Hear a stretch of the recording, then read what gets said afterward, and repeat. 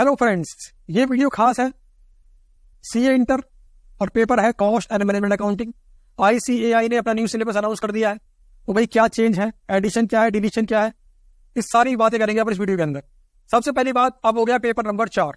इसका मतलब ये आ गया ग्रुप 2 के अंदर, क्योंकि 3 पेपर है ग्रुप 1 ग्रुप 2 के अंदर। अब ये कॉस्ट एंड मैनेजमेंट अकाउंटिंग का पेपर ग्रुप 2 में आ गया। पहले ग्रुप 1 हुआ करता था, पहले भी 100 नंबर का था और अभी भी 100 नंबर का है। अब बात करते हैं चेंज की। हालांकि कुछ खास चेंज हुआ नहीं है, एडिशन तो हुआ ही नहीं है, फिर भी 1 बाय 1 बात करते हैं। सबसे पहले बात करते हैं चैप्टर नंबर 1। आपका चैप्टर नंबर 1 है introduction to cost and management accounting. सब कुछ सेम है एज इट इज, बस यहां पर एक हेडिंग आपको अलग दिखेगी, इसका नाम है डिजिटल कॉस्टिंग। बट ये क्या है, ये पहले भी ओल्ड सिलेबस में था और वहां पे किस नाम से था, cost accounting with the use of information technology. इसको बोलते हैं डिजिटल कॉस्टिंग। हालांकि अंदर वाला सारे का सारा content as it is same है। कुल मिलाकर बात क्या है, no change, as it is same.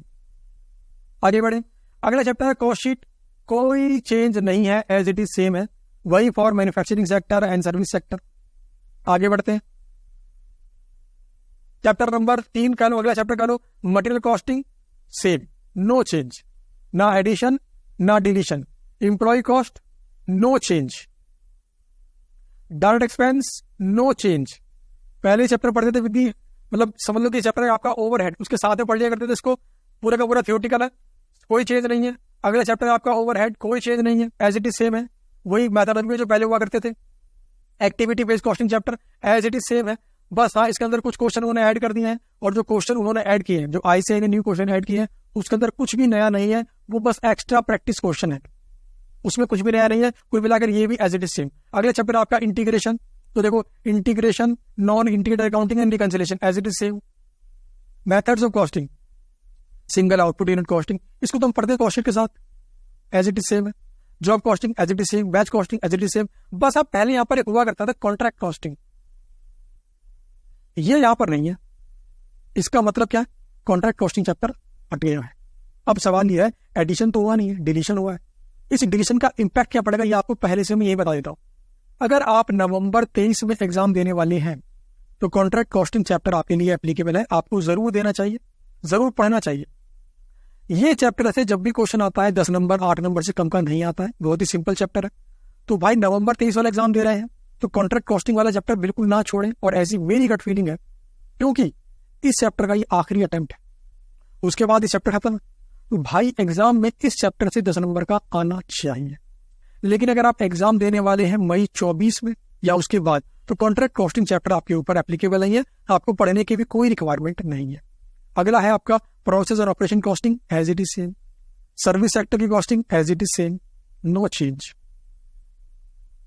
Standard costing, marginal costing as it is same.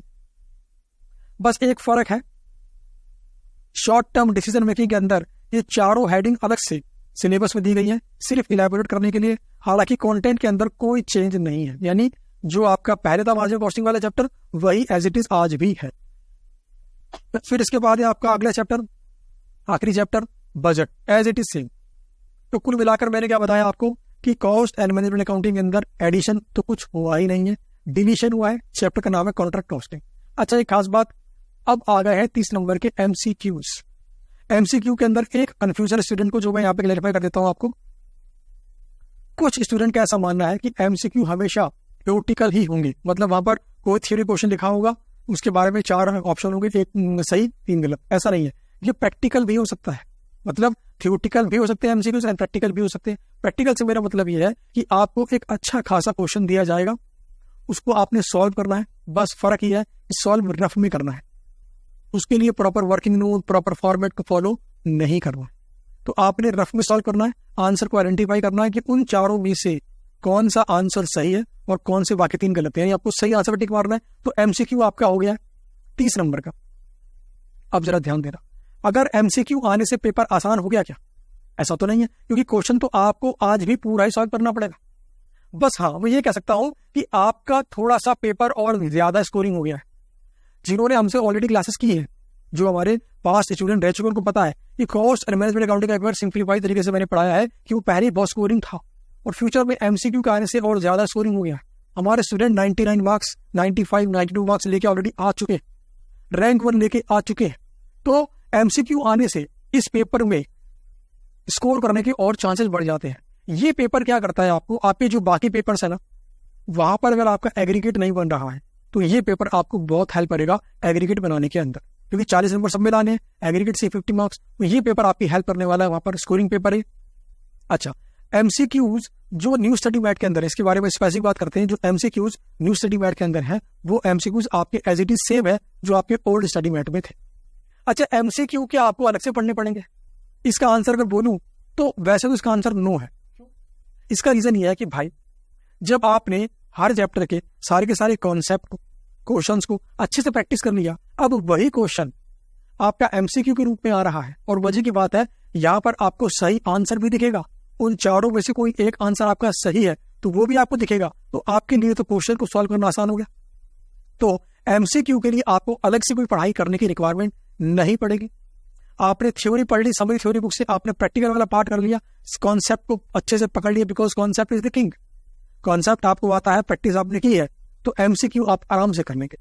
तो अगर आप नवंबर 23 में एग्जाम देने वाले हैं, आपके क्वेश्चन पेपर में एमसीक्यू नहीं आएंगे, मई 24 और उसके बाद एमसीक्यूज आएंगे। तो कुल मिलाकर ये चीज था आपका न्यू सिलेबस के अंदर, एडिशन कोई है ही नहीं, डिलीशन हुआ है। अच्छा, एक खास बात और, एग्जामिशन।